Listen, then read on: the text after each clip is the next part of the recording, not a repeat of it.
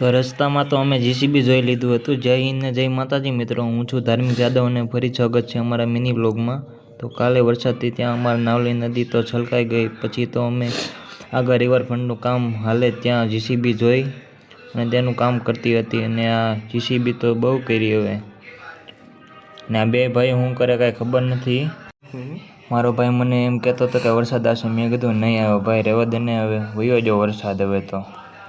પછી તો આ રોડમાં ખાડા થઈ ગયા। આ અમારી આ સ્કૂલમાં મેં બોર્ડની એક્ઝામ આપી હતી અને પછી આ ભાઈ રસ્તામાં ઉડાડીને વહી જાય, ફૂટપાથ ઉપર હાલે છે। હજી ગાડી જો આવડે આવશે એ ઉડાડીને જાય પાછી,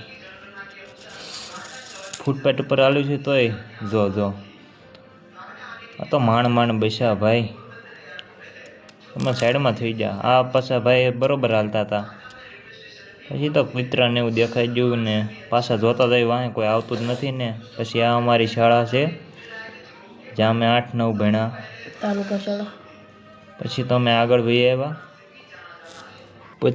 આગળ વધ્યા અને બંગલા તરફ આગળ વધ્યા અમે।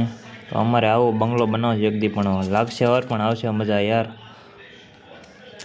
પછી તો ભાઈબંધ કહે કે વરસાદ તો અંધારા જ બહુ કહે, મેં કીધું હવે જોવી છે આવે કે નહીં આવે।